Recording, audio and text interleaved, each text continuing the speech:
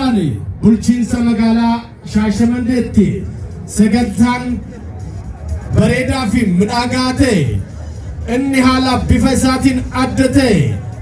godinni Arsii Lixaa fi magaalli Shaashamannee qindeeffamuudhaan qopheessanii gammachuu irratti gammachuu nuuf dabalanii warri kaleessa qixa sirriitiin bahee hidha haaromsa guddicha Itoophiyaa ijaarate qixa sirriitiin bahee ammas gammachuu isaa ibsataa jira. Jiraattota magaalaa Shaashamannee godina Arsii Lixaa aanota 15 fi magaalaa Shaashamannee kutaa magaalaa Arfan aanaalee 12 irraa kanneen asitti argamtani keessummoonni iddoo garaagaraa irraa dhuftani hundi keessaniyyuu qe'ee ulfinnaa dhuftani isinuu warra ulfinnaati irra deebinee baga gammaddan baga gammanne jenna. Gammachuu kana gammachuutti